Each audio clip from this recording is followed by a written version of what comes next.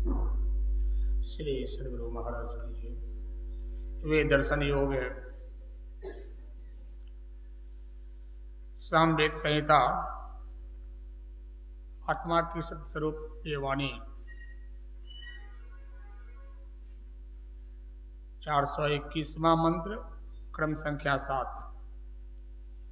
ओम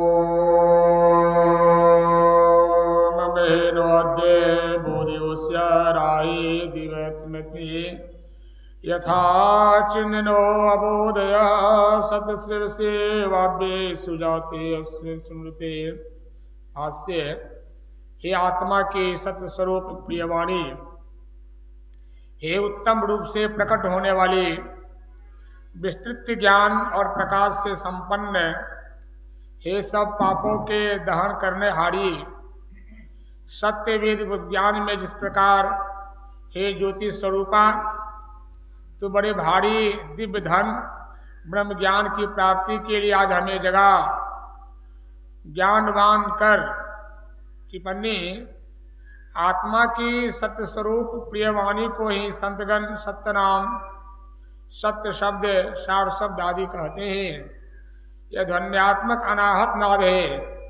इस मंत्र में इस सत्यवाणी सत्य शब्द की स्तुति है। ऐसे ही श्री शंकराचार्य जी महाराज ने भी इस वाणी की स्तुति की है। हे नादानुसंधान, आपको नमस्कार है। आप परम पद में स्थित कराते हैं।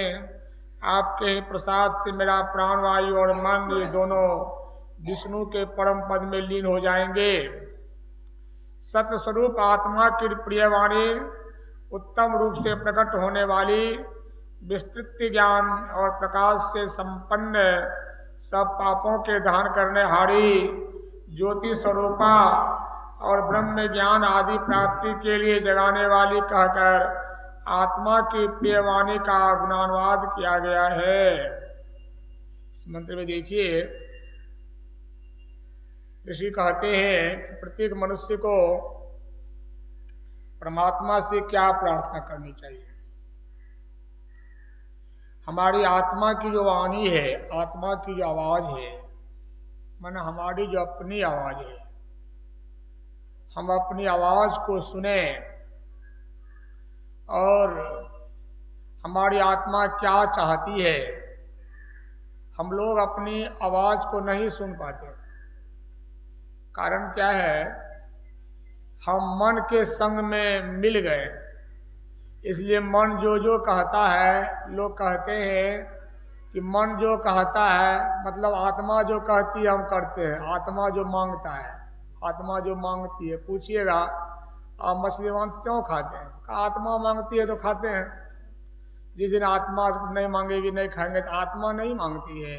आप अकेले होते अपनी आवाज़ सुन लेते। आप मन के संग जो मिले हुए हैं, तो मन की आवाज़ को आत्मा की आवाज़ आप कह लेते हैं। यही परेशानी है। तो मन किससे अलग हो जाइएगा तब समझ जाइएगा कि आपकी आत्मा क्या कहती है। मन के संग में कैसे मिले हुए हैं हम? जैसे दूध में घी मिला होता है। दूध में जो घी मिला होता है उससे आप पूड़ी नहीं छान सकते।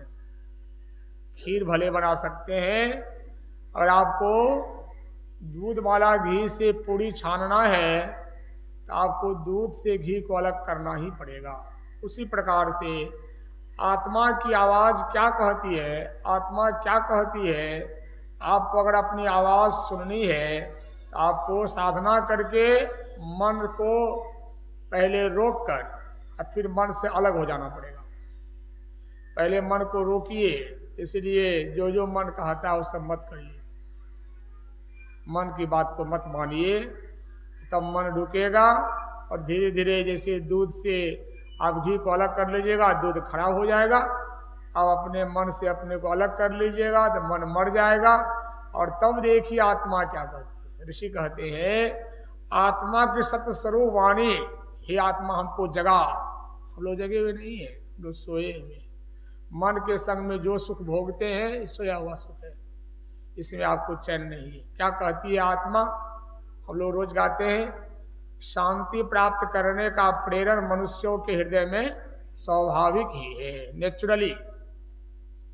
मतलब भीतर से आत्मा वही चाहती है। क्या चाहती है? हम अपने परमात्मा में मिल जाएं। जैसे ढेला को, मिट्टी के ढेला को आप आकाश में फेंकिए तो कहाँ आना चाहता है? जमीन पर। है सत्संग घड़ी ध्यान में, तो कहाँ चला जाता है? मिट्टी का ढेला आना चाहता है जमीन पर। क्यों? क्योंकि वह जमीन का अंश है। जब तक वह जमीन पर नहीं आएगा वह स्थिर नहीं हो पाएगा। उसी प्रकार से हम जो है परमात्मा के अंश होने के नाते संसार में बहुत सुख हमको मिलता चला जा रहा है, लेकिन भीतर लगता है क्या नहीं है। हम बोलते रहते हैं कभी कभी, किसी की माँ मर जाती है, किसी का पिता मर जाता है। अब कोई मौसी भी माँ होती है, फुआ भी माँ होती है, चाची भी अच्छी माँ होती है। चाची कोई चाची नहीं हो, लेकिन अगर चाची अच्छी हो तो माँ से कम नहीं प्यार देती है। तो माँ का प्यार चाची से भी, हम अपनी चाची से माँ का प्यार पाए। इसलिए मौसी भी माँ होती है, चाची भी माँ होती है, दादी भी माँ होती है, नानी भी माँ होती है। सब माँ गिनती में शास्त्रों में कहा गया है। लेकिन फिर भी बच्चा का मुंह सूखा रहता है, क्योंकि अपनी माँ का जो प्यार है कोई नहीं दे सकता। क्यों? क्योंकि उससे हम पैदा हुए हैं, 9 महीना जिसके संग में हम रहे हैं, और माँ जो जो खाई है उसका रस से हमारा शरीर का पोषण हुआ है। शरीर का नहीं, मन का पोषण भी होता है। आप पक्का मानिए 9 महीना तक जैसे जैसे माँ की है हमको जीवन भर करना पड़ेगा, उपाय नहीं है। हमको जीवन भर वो बरतना पड़ेगा संस्कार में। 9 महीने माँ का तपस्या हमारा काम आएगा। 9 महीने बिगड़ा हुआ माँ का मन हमारे मन को जीवन भर बिगाड़ेगा। और इसलिए साधना करने वाले साधक जानते हैं कि कठिनाइयाँ कहीं हुई हमारे मन में तो कहीं न कहीं माँ चुक गई होगी। इसीलिए पूरा मन भजन में नहीं लगा। जिसका बेटा कुछ भी नहीं करता, माँ कुछ भी नहीं की है, इसलिए कुछ नहीं कर, सत्संग में जाके नहीं बैठता। ये सब देखिए, सब चीजें हैं। इसलिए माँ बनना तपस्या है। अभी के समय की तो बात छोड़ दीजिए, अभी तो समय बड़ा बुरा आ रहा है। इसलिए देखिए बड़ा बुरा समय आ रहा है। अच्छे बच्चे की दुनिया में कैसे आवेंगे, इसकी बड़ी परेशानियां हो रही है। तो देखिए कि यह बात आपको माननी पड़ेगी कि माँ की तपस्या बच्चों में काम आती है। बहुत तपस्या करनी है माँ को। जब तक बच्चा दूध पीता रहे तब तक माँ अगर पति का संग न करे तो माँ 1 नंबर तपस्विनी है। 1 नंबर तपस्विनी है माँ की। नहीं समझिए ये चीज़। इसलिए उसका जो बच्चा होता है, आप देखेंगे बच्चे को जो माँ से स्नेह होता है, किस देता है? क्यों? कि वह 9 महीने अंग संग रहा है, उसे पाले पोसे गए, सब कुछ हुआ। चिड़िया को भी देखिए, चिड़िया को भी, मनुष्य की माता को तो छोड़ दीजिए, चिड़िया को भी आप देखिए। अंडा पर वह बैठ करके गर्मी देती है तो उसे बच्चा पैदा होता है। जब तक माँ अंडे पर नहीं सेगी तो बच्चा उससे पैदा नहीं होता, अंडा खराब हो जाता है। माने हर कोई जीव जंतु में, इतर जोनियों में भी आप देखेंगे कि माँ का बड़ा श्रेय है। जो भी संत को देखिए, बड़े बड़े महात्माओं को देखिए, सबने एक बात तो अपने मुक्त कंठ से कहा कि मेरी माँ का ही देन है। पिता का उतना योगदान नहीं होता। पिता तो वही है, खेत पे बीज डाल दिया भाग गया। अब जमीन की अपनी कीमत है, कैसे इसको सींचेगी, रखेगी कि नहीं। ये देखिए माँ का बड़ा योगदान है। अच्छी माँ जब तक ना होगी दुनिया में तब तक अच्छे महापुरुष नहीं हो सकते। इसीलिए कन्याओं को, लड़कियों को होना बहुत बढ़िया जरूरी है। अगर देश की कन्याएं बिगड़ जाएगी तो पूरा देश बिगड़ जाएगा। लड़कियों को बनाना बहुत बढ़िया है। संस्कारी लड़की का मिलना बहुत मुश्किल काम है। संस्कारी लड़की मिल जाए, जो आदमी साधना करने वाला हो, खान पान जीवा लड़की की अगर नियंत्रित में हो, वो अगर ठीक से बाहर का चीज ना खाता हो, बचा कर रख ले, वह अगर विवाह कर ले तो साधु को पैदा कर देगी निश्चित रूप से। इसमें कहीं इसमें शक्ति नहीं है। इसीलिए अच्छे जीव किस गर्भ में जाएंगे, वह जीव घूमते रहता है। कभी कभी गड़बड़ भी होता है। पंडित श्री राम शर्माचार्य कहते हैं कि देखो होता क्या है कि कोई संस्कारी जीव है, उसको मानव तन धारण करना है, वह खोज रहा है उचित माँ को, लेकिन क्या हुआ, समय उसका पूरा हो रहा है और वैसी कन्या नहीं मिली तो वह जो है हड़बड़ा कर किसी में घुस गया, किसी गाड़ी में, मुश्किल है। इसलिए कभी कभी अच्छे लोग को बुरे माँ मिल जाते हैं। और कभी कभी बुरे संस्कार भी अच्छे माँ में क्यों चले आते हैं, वो संस्कारी जीव है, हड़बड़ा कर अच्छे घर में चले गए। लेकिन प्रायः परमात्मा का यह विधान है कि अच्छे में अच्छे ही आते हैं। अब इसलिए देखिए अच्छे कभी कभी देखिएगा बढ़िया संस्कारी आदमी है, उसको खराब बेटा पैदा हो गया, और कभी कभी देखिएगा बहुत खराब है, उसको अच्छा बच्चा पैदा हो गया। यही सब कुछ कारण है। पंडित श्री राम शर्माचार्य की बड़ी गणना की है और उनकी गणना मुझे पसंद आती है, जो ठीक ही लिखते हैं। इसी लोग का जो ज्ञान है ना वो देख कर लिखते हैं। ये देखिए सब चीज़ें होती हैं, लेकिन प्राय अगर आप जैसी तैयारी करते हैं, अपने आप को बचा करके रखते हैं, साधु जब भी पैदा होगा साध्वी के कोख से ही पैदा होगा, साध्वी कोख में ही जाएगा। इसलिए आप अगर चाहते हैं कि हमारे घर में कोई अच्छी संतान आवे तो आपको तैयारी तो करनी ही पड़ेगी।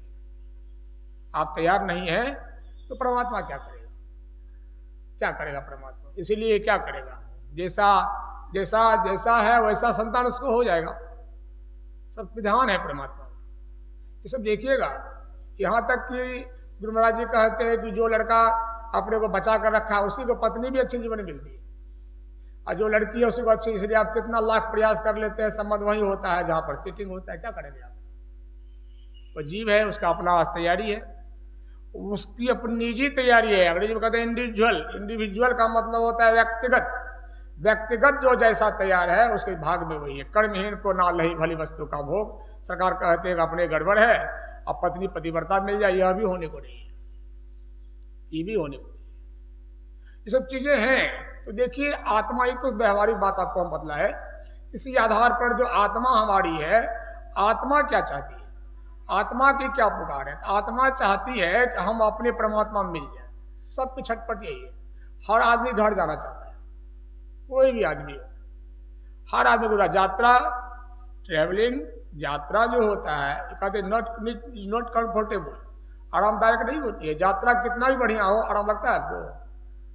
कितना बढ़िया ट्रेन हो, ऐसी हो, जल्दी घर पहुंच जाए। ट्रेन लेट होती है तो आप कहते कहाँ फंस गए, जल्दी घर पहुंच जाए। मैंने घर पहुंचना, लेकिन जिस घर में पहुंचने के लिए आप सोचते हैं घर थोड़े है, यहां भी तो आप ठहर गए, ये भी घर थोड़े है। बेटी के मन में होती है कि पति घर जाकर सुख होगा। जिस बहन को पति मिल गया उससे पूछ लीजिए तुम्हारा सुख कैसा लगा। हाँ, संसारिक लड़कियां कहे कि बड़ा अच्छा लग रहा है, अच्छा लग नहीं रहा है, भीतर से अच्छा नहीं लग रहा है, मन का सुख लग रहा है, लेकिन परेशानियां हैं, चैन नहीं है, सुकून नहीं है। मतलब जीव जब तक अपने घर ना पहुंच जाए, अपने घर को शांति, तो क्या कहती है, सामवेद के ऋषि कहते हैं कि आत्मा की सत्य स्वरूप वाणी सुनिए। आत्मा कहती है हमको जगा दो, हे परमात्मा हमको जगा दो, हमको अपने घर पहुंचा दो, हमको अपनी वाणी सुना दो, हम भूल गए हैं क्या चाहते हैं। अरविंद ने कहा सार शब्द, सत्य शब्द, यही है परमात्मा आत्मा की आवाज। अनाहत नाद, अनहद नहीं सलेंदर बाबू, अनहद का मतलब क्या होता है? अनहद होता है और अनहत होता है। मेरी बात पर गौर करिए, अनहद दो लगा हुआ है और अनहत होता है। अब तो शिविर लगेगा एक महीना, इस सब पर चर्चा काफी होगी। अनहद और अनहत होता है। अब वो तो अनहद अपने आप होता है, अनहत क्या होता है? नहीं, उसको आहत कहते हैं। जो ठोकर से लगती है उसको आहत कहते हैं, जो अपने आप उसको अनहत कहते हैं। लेकिन अनहत तो लगा हुआ उसको कौन शब्द कहते हैं? शार शब्द कहते हैं। बिल्कुल ठीक। चेतन शब्द जो होता है, निर्गुण ध्वनि को ही अनहत कहते हैं। निर्गुण ध्वनि जो है वह एक ही शब्द है, बाकी सगुण शब्द ही हैं। अंदर में जो आवाज होती है, जो सब साधना लोग करते हैं, बजती हैं 5 9 सुनी एक एक को, सब सगुण शब्द है, यह अनहत ध्वनि सगुण शब्द है। लेकिन पंचम बजे धुर घर से जहां आप विराज है, गुरु कृपा से मैं ही तह पहुंच खोजना, वह जो पंचम शब्द है वही है अनहत शब्द। उस शब्द को सुनिए, आत्मा की आवाज। देखिए ना, ये पंडित लोग तो बेचारा है, इसको तो पते नहीं है परमात्मा क्या होता है, परमात्मा का आवाज। इसको देवते से दोस्ती है। हमारे हाथ की जो रेखाएं बयान करती है, हाथ की रेखा क्या बयान करती है? हाथ की रेखा बयान करती है हम जो कर्म किए हैं, लिखा हुआ है। सीधी सी बात है, हम मानते हैं, ज्योतिष शास्त्र को हम लोग भी मानते हैं। हाथ की रेखा बयान करती है कि जैसा हम कर्म किए हैं। अब कर्म बदलने का उपाय पंडित कर देगा, कर देगा। हमरे घाव, हाँ पैर में चोट लगी है तो हमको ना पट्टी बांधना पड़ेगा जी, कि पंडित जी बांध लेगा अपने पैर पट्टी? सीधी सी बात। हम मधेपुरा में ध्यान करने के लिए गए थे, सिर्फ साधुओं की लगी हुई थी शिविर, कोई गृहस्थ नहीं था। हमारे विनोद बाबा है बड़े बड़े, कई बार हमको आकर बुला कर ले गए। और संयोग से देखिए हम पहुंचे, मेरा बैग रखा हुआ था ऊपर में, एक लड़का था यूपी का, बोला बाबा बैग मैं आपका नीचे कर दूं? मैं कर दो। अब बैग मेरे पैरे पर गिर गया, मेरा जो अंगूठा है वो पूरा फ्रैक्चर हो गया। ध्यान का समय था, हम के नहीं छोड़ दीजिए, ध्यान करने दीजिए, बाद में हॉस्पिटल जाएंगे। बहुत खून बह रहा था, तो विनोद बाबू नहीं बहुत कष्ट हो रहा है, अभी आपको हॉस्पिटल भेजना है। हम हॉस्पिटल गए तो एनम बहन थी, बोले कैसे हो गया? हमने देखिए दीदी ऐसे गिर गया, पैर पड़ी, बात ठीक हो जाएगी बाबा, कोई बात नहीं। वो बहुत प्रेम से उसको पट्टी कर दी, और कब तक आप ठहरेंगे? ठहरेंगे दीदी, तो फिर इसको आप पट्टी आप खुलवा लेंगे आप, और नहीं तो फिर कष्ट होगा बाबा, हम दवाई दे दिए। तो हमको घाव हुआ था, एनम बहन हमको सफाई की, बेचारी पट्टी बांधी, सारा काम की। हम बोले कितनी आप सेवा करती हैं? बोले आप मैं सेवा करती हूँ, आपको सत्संग सुना दीजिए, कोई संतवाणी सुना दीजिए। तो हम सत्संग सुना रहे थे उसको, हम लेटे हुए थे बेड पर, वो बड़ा प्रेम से हमको दीदी आप लोग घृणाने लगती है, कहा अच्छा लगता है, रोगी की सेवा करने में सकून लगता है, और आप तो साधु हैं और अच्छा लगता है। देखिए कि चीज़ें होती है कि नहीं, कई बार उसे भेंट हुई बड़े अच्छे स्वागत मधेपुरा में हॉस्पिटल में, तो समझिए कि चीज़ें हैं कि नहीं। तो क्या हुआ, पट्टी तो हमको बांधना पड़ा क्योंकि घाव हमारे पैर में था। अब पंडित जी का था हम ही पट्टी बांध लेते, आप ठीक हो जाइएगा, समझे? अगर हमारे हाथ की रेखा गड़बड़ है तो हमको ना ठीक करना पड़ेगा जी, ये पंडित मंत्र पर ही ठीक कर देगा। अब इतना पैसा दो, इतना जप कर देंगे, अपना ग्रह तो पंडित को पता नहीं है, तो हमारा ग्रह क्या ठीक करेगा? हमको गुरु है, उसको गुरु भी नहीं है, और गुरु है भी तो कर्मकांडी कर्म करता है, गुरु के बात को मानता कहाँ है? हम लोग तो कहते हैं किसी को भी कोई ग्रह घेरा हुआ हो, महामृत्युंजय जाप हो या जो भी जाप हो, गुरु मंत्र से बड़ा कोई जप नहीं हो सकता। जो गुरु मंत्र को एकनिष्ठ होकर जपेगा, हम कहते हैं जो गुरु कर सकता है वो परमात्मा नहीं कर सकते हैं। देवता पंडित की बात तो छोड़ी दीजिए, जो गुरु कर सके देव कर सके नहीं कर सके नहीं देव। इसीलिए आप अगर सत्संग ध्यान करते हैं, सारा संकट आपका टलता है। विश्वास करिए इन बातों को, हरदम रटो कबू न हटो, तो ही छेड़ेगा न काल। परमात्मा हमको शरीर दिया है, परमात्मा हमको जीवन दिया है, और परमात्मा का भक्ति हम करते हैं। अब कौन सी बाकी रहा, कौन सी बाकी रहा? इसलिए कभी भी संशय नहीं करनी चाहिए, गुरु ज्ञान पर संशय नहीं। गुरु जो कर देंगे कोई नहीं कर सकता। आत्मा की आवाज, आत्मा की आवाज कहती है, सत्य स्वरूप आत्मा कहती है हमको जगा दो। जगा दो मतलब हम मन से अलग कर दो, जगने का मतलब मन से अलग कर दो। मन के संग सो जाते हैं आप, जैसे मन की बात मान लेते हैं तो मन कहता है संसार में फंसो, संसार में फंसाता है, संसार कर लो, संसार जगा लो। जो लोग कहते हैं बाप रे कर तो लेंगे ही साथ देगा, अंत में छूटेगा ही। जब अंत में छूटेगा ही तो पहले काहे नहीं छोड़ो? 30 साल पहले अगर जग गए हम तो बोलिए कमा कर जाएंगे, अब 30 साल के बाद जगेंगे तो कमा कर जाएंगे, बोलिए क्या विचार है? पहले जगह की बाद में जगह, जाना तो है ही, शरीर छूटना तो है ही। ये 3 कमरे हमारे बन गए, लगभग कमरा पूरा हो गया।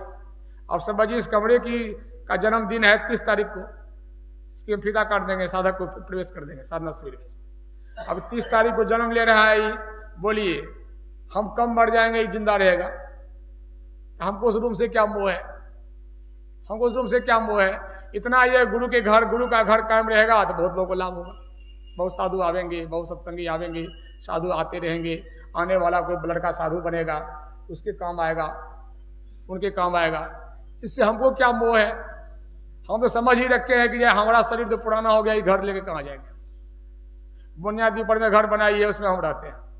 तो बुनियादी घर तो 16 में बना है, हम तो 68 में बने हुए हैं, वो घर लेके उठा के जाएंगे? हम नहीं जाएंगे। लेकिन गुरु के यहाँ जो बनाया गया चीज है, जिन लोगों ने पैसा लगाया, जिन लोगों ने इसमें अपना धन दिया, और हमको स्वभाव हुआ कि बिना पैसे का पुण्य हम भी कमा लिए। पैसा किसी का, उसी को हम पैसा किसी का फोन करते हैं हम, छर लाओ मिट्टी लाओ बालू लाओ, पैसा किसी का करवाते हम हैं, थोड़ा सा एक मुट्ठी पुण्य हमको भी हो गया। यही होता है। और क्या होता है? ये ज्ञान है। और घर में क्या होता है? लगता है कि अपना है, मेरा है, रहेगा, ये आसक्ति हो जाती है। इसलिए आसक्ति हो जाती है। किसी भी काम को आप अगर ढंग से करते, आत्मा जगी रहती है। हाँ, जिस घर में रह करके आप सत्संग ध्यान करते हैं, चिंतन करते हैं, वो आपके साथ जाएगा। इसी गुरु महाराज जी कहते हैं कि सत्संग घर को मजबूत बनाओ, सब दिन के लिए। तुम्हारा घर सब दिन के लिए नहीं है। मजबूत बनाओ मतलब यहाँ का संस्कार तुमको काम देगा। तुम जब निकलोगे यहाँ से तो काम देगा। जाना तो है ही, ये हार चाम का शरीर नहीं बचेगा, रोज जा रहा है। इसकी मरने के लिए, जलने के लिए ही बना है, चलेगा इसलिए 10 साल 20 साल 25 से कैसा मोह, इससे काम लिया जाए। हजूर कहते थे नेपाल में कि आप लोगों का शरीर कहता है कि हमसे काम ले लो, हमसे काम ले लो। देखिए हम नहीं जानते शरीर क्या कहता है, वो जानते थे, क्यों जगे हुए थे। हमको पता है शरीर क्या कहता है। हमको कहता है शरीर है ठंडा है तो कम्बल ओढ़ लो, दवाई खा लो, हॉर्लिक्स पी लो, छेना खा लो। बहुत लोग सलाह देते रहते हैं कि कमजोरी आ गई है तो भी खा ही रहे हैं। कितना खाएंगे बुढ़ापा में, कितना खाएंगे, खा ही रहे हैं। तो देखिए लोग सलाह देते हैं शरीर को बचाइए, लेकिन पूजपात कहते थे, पूज्य महर्षि दलभद्र प्रभु जगे हुए थे, वो हम लोगों को देखते थे। और हमारा आपका शरीर कहता है कि हमसे काम ले लो, काम ले लो, काम ले लो, काम ले लो। और कहते दल बहादुर कहता है शरीर को जाओ तुमसे हमने काम ले लिया। वो कौन काम ले लिए? वो बड़ी जवानी में नौकरी छोड़ करके आए, अब भीड़ गए ध्यान करने के लिए। ध्यान वान करके अपना संपन्न कर लिया, अब हंसने लगे। हंसने लगे, कहा जो काम हो जाता है ना, हम अपना काम किए अब हंस रहे हैं आराम से, ठाठ सब काम निश्चिंत हो गया, लोग खा के सो जाता है, हमारा हो गया काम, आप जानिए अपना। हंसते चले गए कि नहीं, अंतिम में भी हंसते निकल गए। डॉक्टर को भी यही कहते गए कि हमारी चिंता मत करिए, अभी शरीर कहता है नहीं रहेंगे, हमने काम कर लिया, हमको जरूरत नहीं शरीर की है, कि महल लेके आप कहाँ जाओगे, आप नहीं ध्यान किए हैं, अपना उपाय सोचो। यही कह के निकल गए। वो जानते थे शरीर क्यों मिला है, जगी हुई आत्मा से, हमारी आत्मा सोई हुई है। हम सोचते नहीं नहीं नहीं, शरीर मरे नहीं तो करें क्या, ऐसे खूब खाएंगे पिएंगे भोग करेंगे। 40 साल के बाद आप बिल्कुल जंगल की तरह रहिए घर में। वेद कहता है आप संयमित जीवन जिए, नियम से रहिए आप, तब अच्छी पत्नी। हम तो कहते हैं जो पति पत्नी को 40 साल के बाद भोग में न डुबावे, वह भगवान उसके लिए, वह भगवती उसके लिए। मन के सुख के लिए तरंग में पैदा करता है। हम लोग जगह नहीं है, थोड़ा सा और ले लेते सुख, और में कहीं भोग से मन संतुष्ट हुआ है, गंदा जीवन है। नर नारी सब नरक है, जब लगे दे सका, नरक जीवन जिए। इसीलिए गुरु ज्ञान के संबल रख करके आप सुनेंगे तो आप दंग रह जाएंगे। संतों ने कहा कि वास्तव में संतान तो एक ही होना चाहिए, एक संतान बस। विवाह का मतलब होता है संतान, लेकिन एक संतान, भोग में जीवन कभी नहीं, कभी नहीं। लेकिन देखिए हम लोग सोए हुए हैं, वो जगे हुए हैं, वो तो कहते आए यही करने के लिए, एक संतान पैदा करो, भजन करो, भागो भागो अपने जीवन की नहीं। ये देखिए तो सर ये कैसे जगेगी आपकी आत्मा। सत्यवाणी सार शब्द को जब सुनिएगा तब समझ जाएगा कि जीवन का निर्णय क्या है। सार शब्द को सुन लीजिएगा तब। हमारे बाबा साहब सदगुरु बाबा देवी साहब तो बचपने से जगे हुए थे, बचपने से कहते थे ब्रह्मा का ठेकेदार नहीं बनेंगे। हमारे गुरु महाराज जी कहते ब्रह्मा विशंकर का काम नहीं करना है, हमको अपना काम करना है। जगी आत्मा थी लोग, जगी आत्मा थी गुरु, इसलिए गुरु बन सके लोग। जगी आत्मा, जगा हुआ कोई किसी को जगाता है कि नहीं। गुरु महाराज सिखाए हम लोगों को, मनुष्य शरीर बहुत दुर्लभ है। दुर्गा पूजा चला गया, जीवन भी चला जा रहा है। दुर्गा दिवाली की फिर में क्या पढ़ना है, जीवन चला जा रहा है कि नहीं। और एक दिन समझिए सब रहेगा, आप नहीं रहिएगा, कहीं तो रहिएगा, कहीं तो रहिएगा।